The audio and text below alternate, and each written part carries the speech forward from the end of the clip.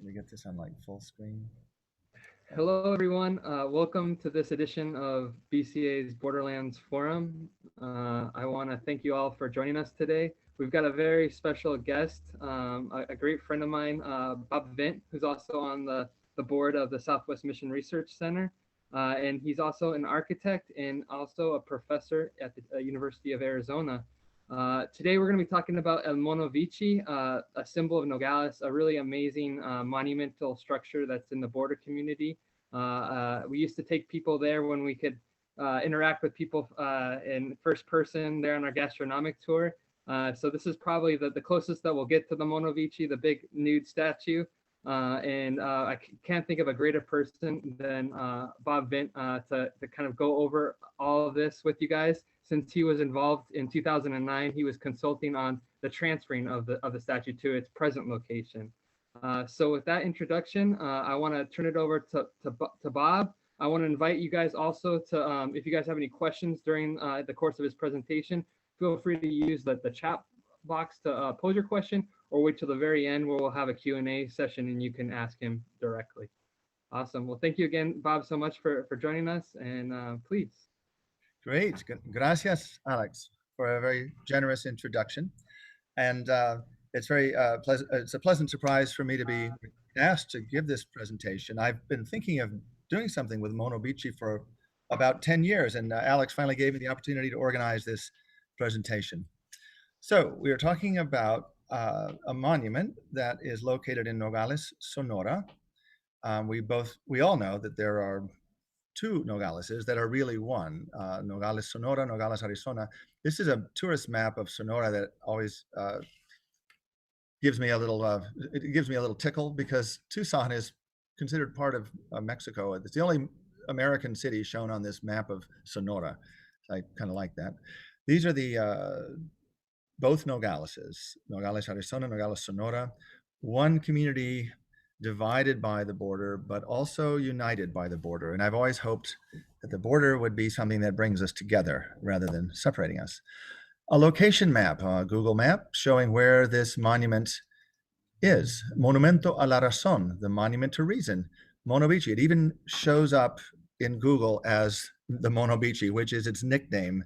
And we'll get to how it received that nickname, how it went from being the monument to reason to being the naked ape aerial photo showing it's on Avenida Obregón, which is the principal street through Nogales, paralleling the railroad, heading on to Highway 15, going on down to Magdalena and to Imoris and to Hermosillo. So it's right kind of on the south end of Nogales before you get to the train station.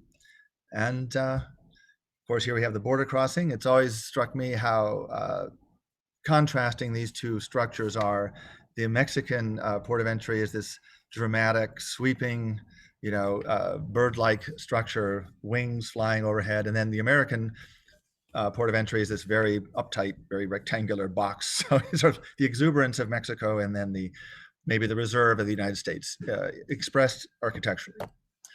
Another glimpse of the border, and this is a little bit of a foreshadowing, because this is actually the big steel gate that rolls back to let trains come through and cross the border, carrying Fords made in the Ford plant in Hermosillo and all sorts of other goods produced in Mexico that are shipped up to the States. The graffiti here is a foreshadowing. Todo Nogales está contigo, Ana Guevara. All Nogales is with you, Ana Guevara. And we'll discuss her significance a little later. So this is the monument that has been called the Mono Bichi. The Nogalenses know it as that. It is a true landmark in that people recognize it as just it's a reference point for the Nogalenses. So giving someone instructions, you go, a una cuadra del Mono Bichi, that's vuelta a la derecha, right? Turn right a block off the Mono Bichi. It's the kind of the focal point and a prominent true landmark. It is symbolizing the power of reason over ignorance. And we'll get into the symbolism a little further. This is actually a statue of Benito Juarez, president of Mexico, from 1861 until his death in 1871, I believe, or 72. This is the large statue of an indigenous male figure famously desnudo, or in the Yaqui language, Bichi.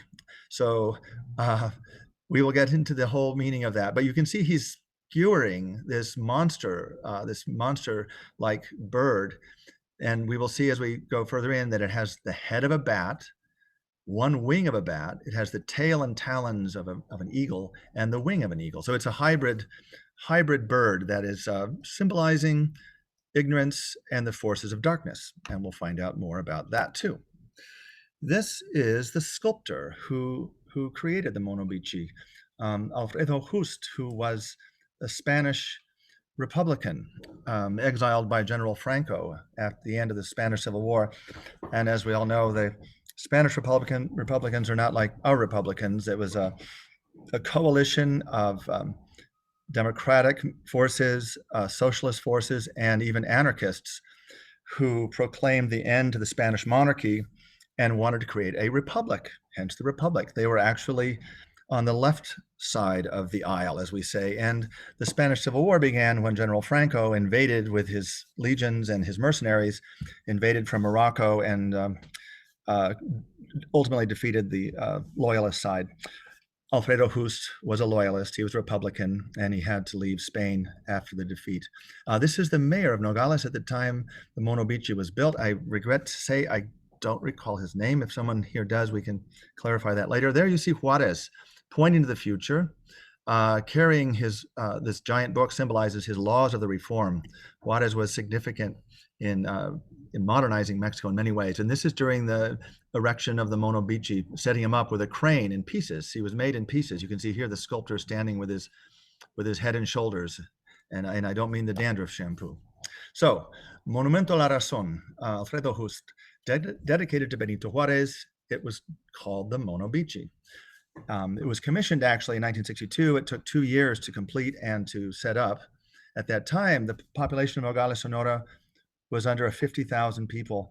And today it's more on the order of 200,000 and sometimes more. My friend Jose Lopez from Nogales says, hay una población flotante, a floating population. It comes and goes as people maybe go off to the countryside to harvest asparagus in Caborca, or they come to the States and work and then return. So Nogales has a floating population. Mono Bichi is 46 feet tall. It's actually made of cast concrete, and iron filings were used as a fine aggregate. So it's really ferro cement, which makes it extremely heavy. A cubic foot of concrete weighs 150 pounds, but with the iron filings, it's upwards of 175 pounds a cubic foot, which is over 4,000 pounds in a cubic yard, which is approximately a cubic meter. Anyway, and there's something like 14 cubic meters of concrete in the statue, which makes it weigh 70 tons. The statue of the figure skewering the bird is 46 feet tall. It is the largest nude statue in the world, larger than Michelangelo's David in Florence. Juarez himself is 20 feet tall, plus his pedestal. And some years ago, it was moved out of the way of a highway overpass named for Ana Gabriela Guevara. Now, these are a couple of sketches I did some years ago, portraits of great leaders. Benito Juarez and Abraham Lincoln actually have a lot in common. They both came from very humble origins. We Americans all know the story of Honest Abe, actually born in a log cabin with a dirt floor. Benito Juarez was born into poverty in Oaxaca and a member of the Zapotec Indian community, orphaned at an early age 3. And they both of these really brilliant men from humble origins became lawyers and went into politics to try to make things better in their countries. And it's interesting, there's so many people are down on lawyers, but if you think about it, if you want to live by the rule of law and live in a society that is governed by the rule of law, you need lawyers. You need good lawyers like these two guys. Now, speaking of Abe, this is over in Tijuana at the border south of San Diego, a sculpture of Abe Lincoln done by Humberto Terraza Ojeda in 1981. And it's Honest Abe, Long Abraham has been made even longer. They emphasized his verticality, but you see what he's doing. The symbolism is just really powerful. Lincoln has broken the chains of slavery.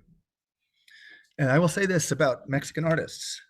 They know how to do very powerful public art that's meaningful and it's symbolic. And unfortunately, in this country, much of our public art is merely decorative and sometimes even worse. But in Mexico, they know how to do art and they know how to do it so well. So I just think this is a powerful expression of Lincoln's determination and the fact that he's the one who led the country to end slavery. Now, there's another statue of a leader breaking the chains of slavery. This is in Guadalajara, Jalisco. It's Miguel Hidalgo y Costilla, who was the George Washington, really, of Mexico, leading the independence movement from Spain. And indeed, Hidalgo y Costilla was a Catholic priest. He also was an abolitionist. And under his leadership and his decree, slavery was abolished in Mexico in 1810, over half a century before it was abolished in the United States. So he is known as the liberator and the leader of the, he was also a military leader. He lead into battle on his horse. So he's really the father of modern independent Mexico, the George Washington of Mexico. Here is a portrait of Juarez, Benito Juarez, and his reform laws, which came in 1857, I believe was the year these were promulgated. Other great leaders, there's Morelos, leader of the Mexican Revolution later. And oh gosh, Alex, you can help me out. Is this Carranza, Venustiano Carranza, one of the generals in the Mexican Revolution? So this is over 100 years of Mexican history. Hidalgo Castilla, 1810, Juarez, 1850s and 1860s, and then the Mexican Revolution of 1910. And Juarez here again depicted, as an indigenous person with piel morena, piel color de la tierra. And Hidalgo was indeed of Spanish descent, Criollo, descendant of Spaniards living in Mexico, and he was a European. He was light complected. So these are all historical. This is a great painting, actually. I should have mentioned it's by Orozco, Jose Clemente Orozco. It's also in Guadalajara in the chambers where the legislature meets.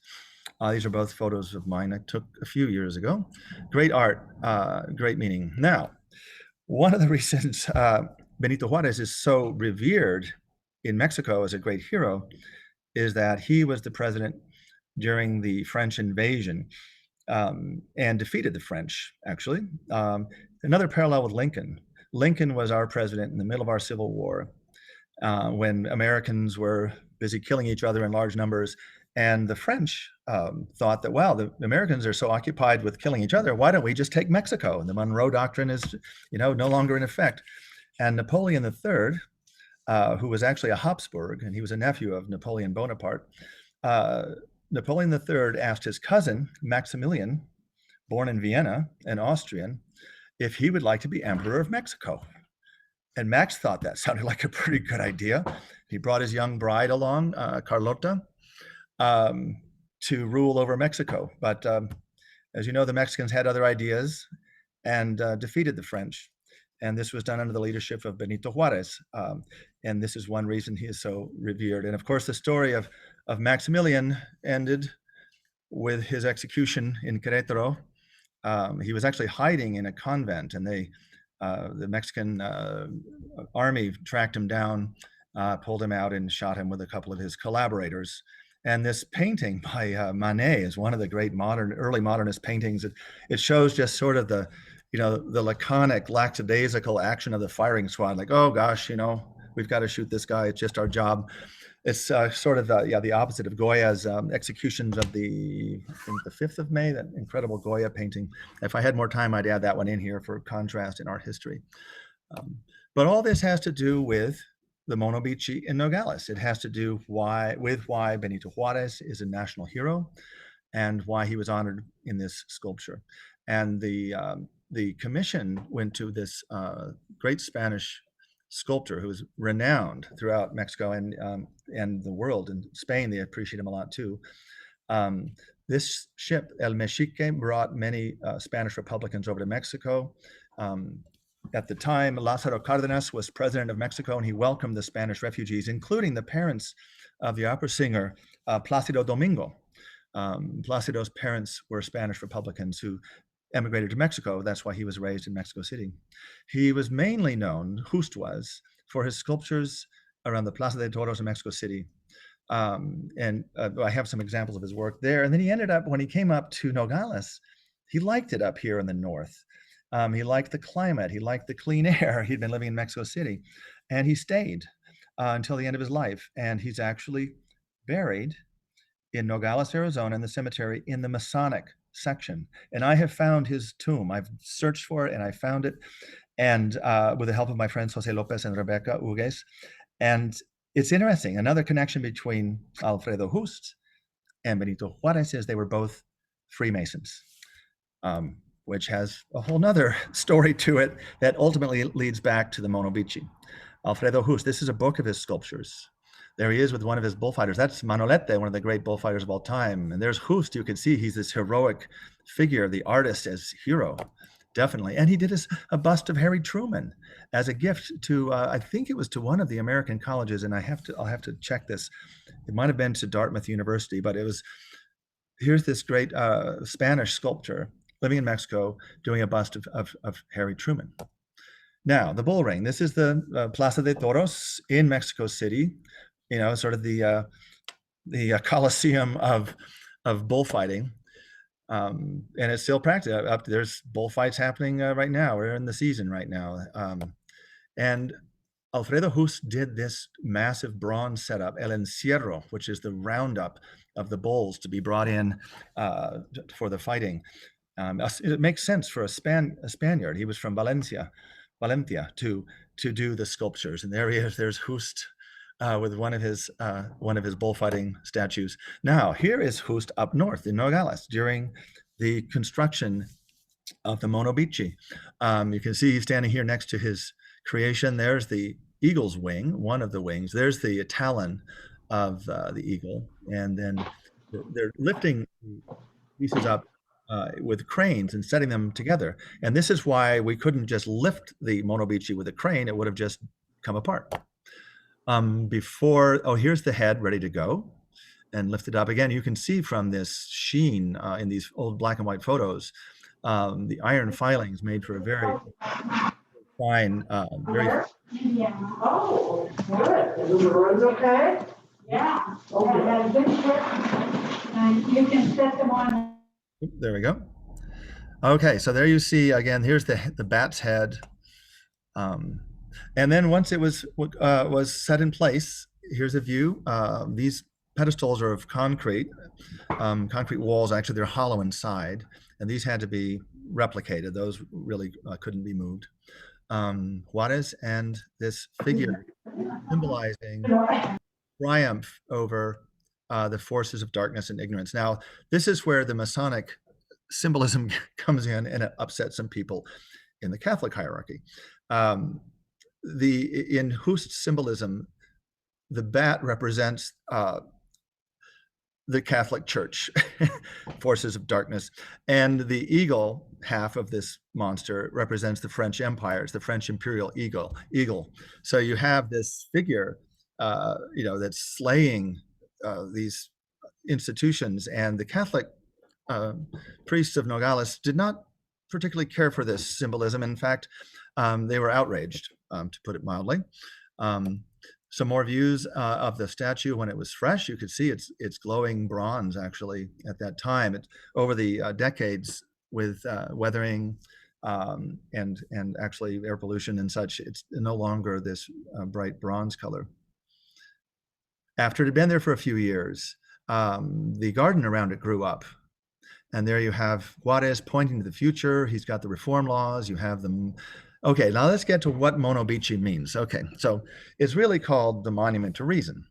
But the Catholic priest of Nogales had a very, shall we say, let's say, despectivo. He gave it a very derisive nickname. He says it's nothing more than a Mono Bichi, using the Yaqui term for naked Bichi. And a mono is an ape, a monkey. It's also when children play with dolls, they call them monos. So I think though is meant more in the sense of a naked ape. This isn't sculpture, this isn't art. And for a while, the parish actually clothed the Mono Bichi in a loincloth and it looked like he was wearing a diaper, which fortunately didn't last. But what happened is the monument to Juarez, the monument to reason, became known by its nickname that was given to it, derisively or dismissively as nothing more than a Mono Bichi. Oh, that's our Mono Bichi. That's our guy. He's our landmark. So why did we have to save the Mono Bichi? It had to do with this highway overpass that was heading right for it and was going to take it out. And I have been told that the highway engineer who planned that road was the grandson of a Catholic woman who in 1962 was outraged by the thought of this naked monument. One of the key players was this Comité Pro Defensa del Patrimonio. Oops, I misspelled patrimonio. It's got an extra N in it. Samuel Ruiz is a photographer, has a studio there, and he was one of the leading activists. Alberto Morakis was an artist, since deceased. Wonderful guy, interesting guy. I got to know him and really, really appreciated him. And Guadalupe Serrano, still active, and they have their studio, Taller Yonke, which means junk studio, but there's a double meaning because Yonke also means anvil. So it's Anvil Studio, Taller Yonke, and they actually work with metal, and they're great artists. You'll see some of their work here. Southwest Center, University of Arizona. This is how I was invited in to participate in this project to relocate the Mono Bichi out of the way of the highway. Maribel is a folklorist. She's been director of the Southwest Folklife Alliance the last many years, which is the group that organizes Tucson Meet Yourself. So she's into border culture, be it music or food or dance or art.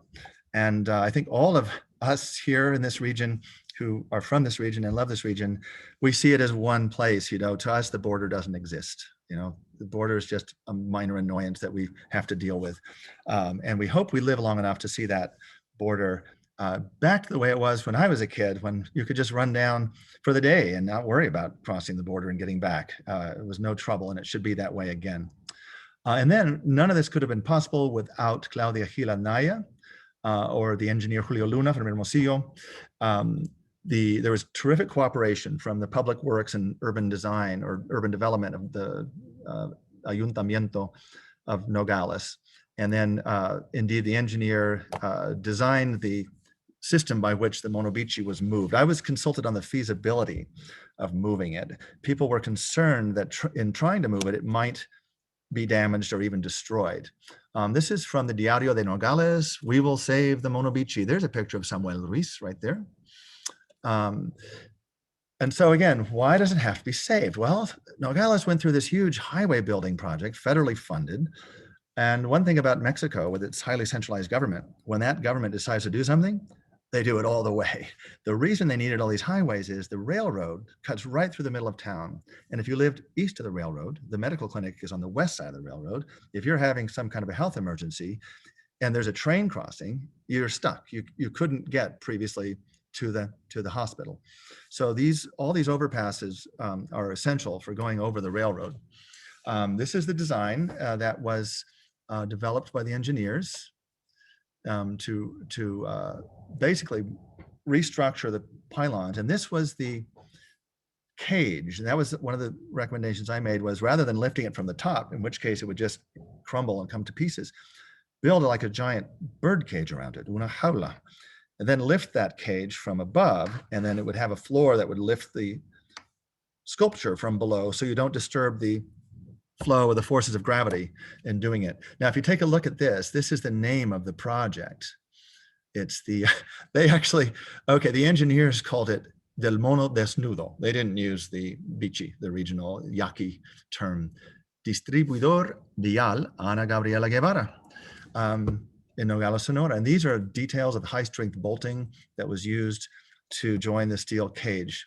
And there's Ana Gabriela. And she's from Nogales, and she is a national hero in Mexico. She won the silver medal in Athens for the 400 meters.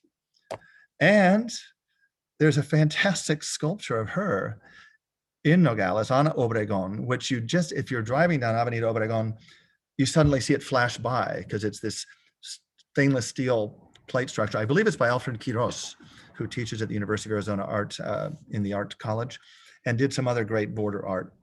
But it's an honor. Again, this is the native daughter of Nogales, winning a medal in the Olympics. And so she's definitely a local hero. She's also a character. She's a motorcyclist. She's a biker, a photo by Oscar Monroy, great photographer from Nogales, Sonora. And she's, since her triumph in the Olympics, she went on to a career in politics. She ran for the National Senate. She's been in Mexico City representing Sonora. She's just a total character. You know, I think I might have, oh gosh, I meant to drop in some other slides of the biker culture in Mexico, which is a little known fact. I think there's a thriving like motorcycle club culture in northern Mexico, which I've witnessed. And I meant to have some other photos, but I may have dropped them out. Okay, here's the border as it was in 2008 and 9, in La Mera Frontera. In Mexican Spanish, that means on the real border. You're right there, front and center. Mera means mere, so like on the mere border, but Mera means like the real deal. These are the artists: Taller Yonke, Alberto Morakis on the left, Guadalupe Serrano on the right. He's a little irony there. Here's a souvenir from Sinaloa. It's the Cuerno de Chivo, as they call the AK-47, the goat's horn. Ironic guys, very politically knowledgeable and activist. This fellow, unfortunately, Morakis passed away. He had a scholarship or a grant to go live and work and exhibit his work, his art in Madrid. He was in Spain for, I think, 6 weeks or 8 weeks. And on the return flight home, and this was just after the Mono Bichi was relocated, he had this bronchial problem. He was having some sort of asthma or something, and his condition just worsened and worsened on this 8-hour flight from Madrid. And by the time he got to Hermosillo, he had pneumonia, and they took him to the hospital, and he never made it. And he was, I think, 49 years old. So yeah, he was just a year younger than I was, and so it was kind of a shock. And I had gotten to know Alberto. He's a neat guy, and he told me that in the 80s he was into punk music, and he had a mohawk, and he had ridden the train all the way from Nogales, where he's from, all the way to Mexico City, and got into the big city punk scene in his youth. So then he came home to be an artist. Now this is some of their work. This is Guadalupe and Alberto's work right on the border. It's art with a theme of crossing the border, people maybe heading north with dreams of another life, but then here they are returning. Here they're bringing back the body of someone who's died. Here someone's bringing back a washing machine, which is maybe like the dream of consumer society. Here is a female figure, it appears to be. Is this the population bomb? I don't know. And all of these figures are made out of old metal road signs that have been joined together to make the human figures. There's stop signs and they're, yield signs and things like that. This is very symbolic of Mexico, the people of the corn, gente del maíz. There's a corn man. This is stamped on many goods that are made in Mexico, hecho en Mexico. So this guy was made in Mexico.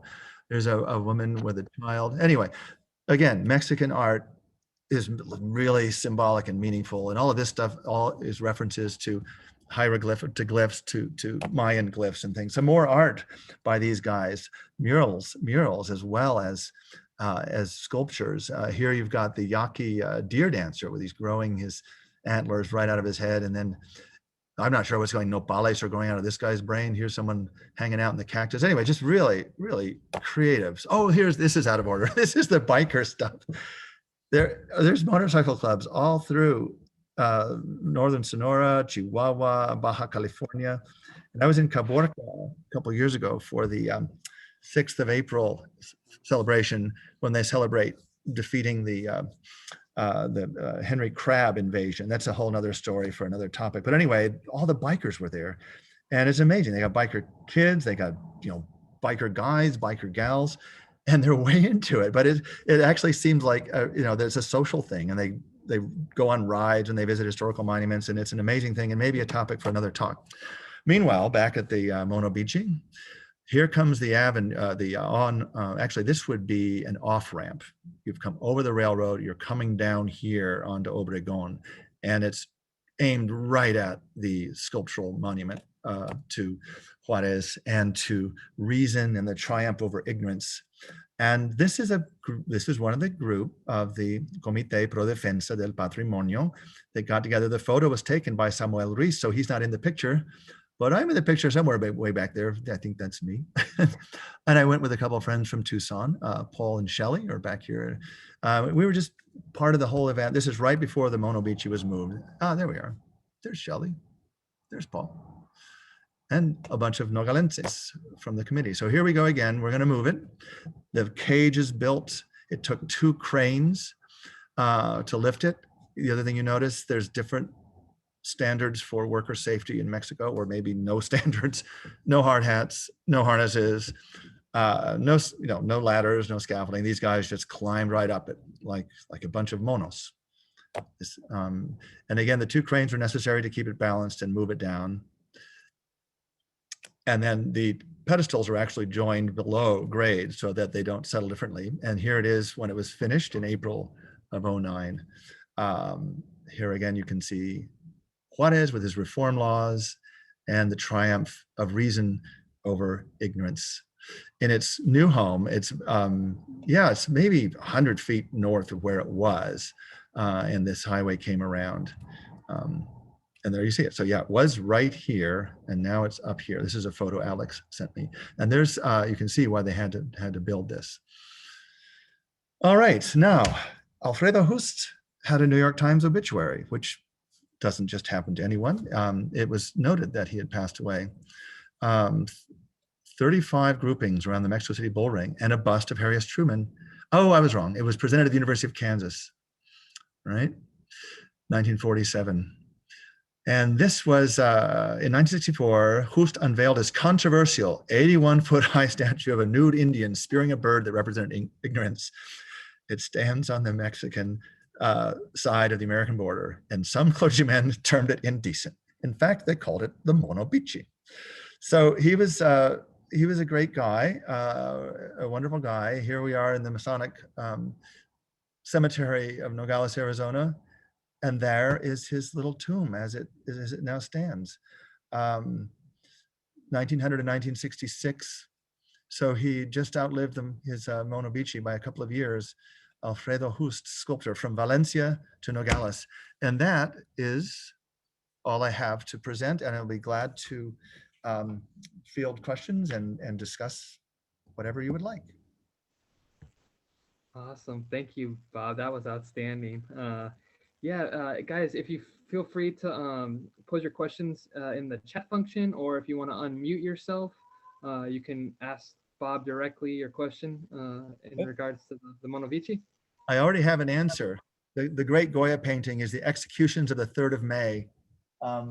It's in the Prado, and it's a totally different take on executions. Yeah, it looks like Larry Fisher's included the link here in the chat as well for the image on Wikipedia. All right. Yeah. Any questions, anyone?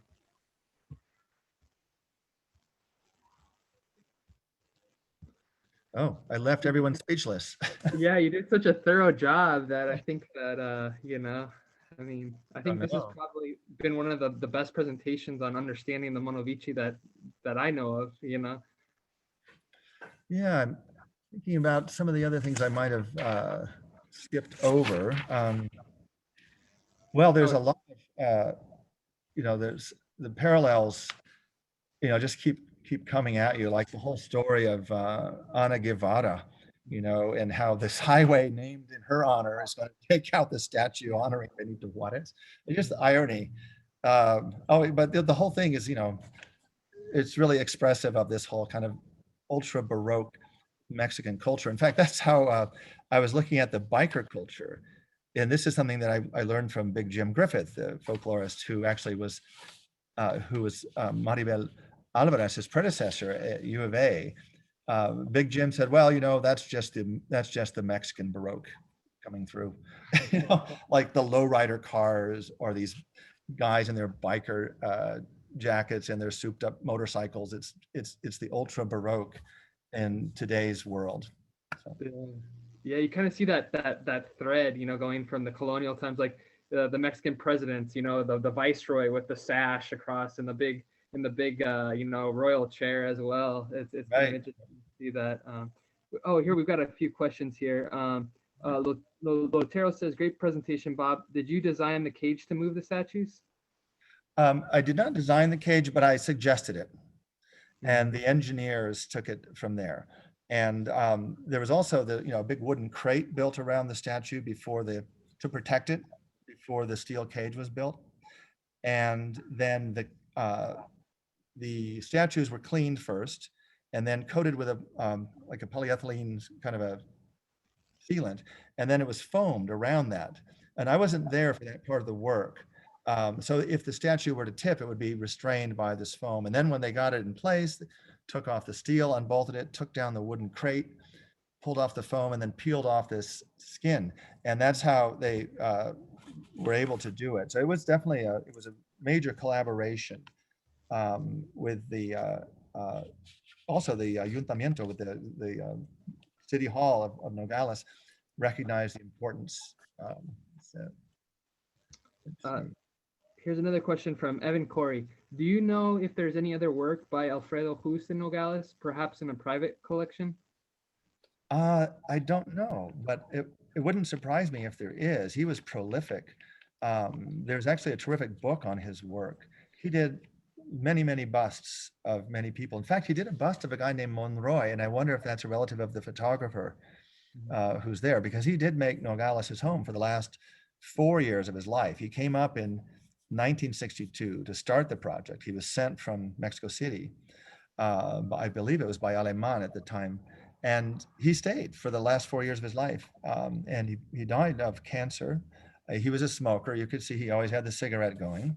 And that may have been the reason that he got cancer. I don't know that for sure, but I'm speculating that it might be. Yeah, it was kind of his final stop was the north, the extreme north of Mexico. Yeah, I've also read too that the bust of FDR in Hyde Park is also by Alfredo Just. So not only Truman, he's also got FDR as well. Yeah. That's the only other one I'm aware of. Yeah. As far as that. No, he was a major artist. Yeah. Lisa asked about the recording. Yeah, I'll definitely do a follow-up email and I'll share the recording. You can also find it on BCA's Vimeo page. Carol Casey asked, I had never heard about a bat being symbolic of the Catholic Church. Are there any other examples of that in art? I think what Just said was that the bat was symbolic of the forces of darkness, and in the view, oh hey, Paul and Shelley, you're there. I didn't see who was here. Hey, and Arthur's there. Hey guys, and Sis. Bertie, hi Bob. Hey Bertie. Hello. Hey, and my folks are there. Hey, folks. I couldn't see who was there. I just seeing the presentation. I just stopped sharing. So I'm sorry. Could you please repeat the question? The question is in regards to the bat being symbolic of the Catholic Church. Are there other examples of that in art? I doubt it. I think this is a really unique thing, the Mono Bichi. I haven't seen anything like it, but it was clearly Masonic, philosophy of reason, symbolic, not bricklaying Masons, but philosophical Masons. And it's interesting, many of the early, American presidents were Masons, George Washington and so on. And it was definitely a break with the past. Mozart was a Mason, and it got him in trouble when he worked that into the magic flute. Mm-hmm. So I don't know, but the conflict between the Catholic Church and the Masons, is historic. It goes back hundreds of years, and it played out right here on our border just a few years ago. Yeah. Perhaps also the black and the Catholic Church with priests with the black. I'm not sure exactly how they say it, but the uniform as well. That kind of association. Going back onto the Yaqui language that has came into Spanish, Sonoran Spanish. I've also heard of Bichi as, when you go to a Mexican seafood restaurant, Sonoran seafood, that's that kind of bouillabaisse, and they call it Bichi because it's just the broth, right? It's naked, it's without anything added into it. So it's kind of interesting. Yeah. There's actually a statue in Guadalajara called Los Bichis. It's 3 little boys, naked boys, dancing in a circle, and it's a fountain. So it's a word that I believe comes from the Yaqui, but it's spread more widely in Mexico. Yeah. And then, of course, you also have Los Bukis, the famous group, which I think Buki means like a boy or child. Yeah, it means boys. Marco Antonio Solís, el Buki Mayor, ¿verdad? El Buki Mayor. And now in Hermosillo, there's a Buki Bichi brewery, a naked boy brewery. That's perfect. It's got both Yaqui terms. Instead of el niño desnudo, it's el Buki Bichi. That's culture right there, man. It's happening. We ought to, hey, Alex, you and I ought to set up an import business to bring Buki Bichi beer up to Tucson. We could retire in comfort if we did that. Yeah. Beer diplomacy between Arizona and Sonora. That's right. Would be a good thing. Awesome. Any last minute questions before we head out? No. Awesome. Well, I just want to extend a grateful thanks to Mr.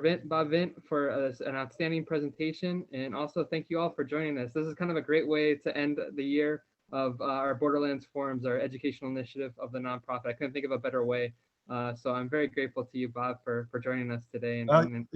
As you can tell, it was altogether my pleasure. It's a subject that's near and dear to my heart. And you should know that there's 4 people Zooming in from Paris, France this evening or this afternoon. So we're international. We're transcending borders. Yeah, definitely. And with the tie-in with Maximiliano and Napoleon III, hey, we're global. Yes, the picture is complete. So, all right. Well, thank you all very much for your interest, and nice to see you all virtually. Great to see you guys. All right. Bye-bye. We talk, Thanks, sis.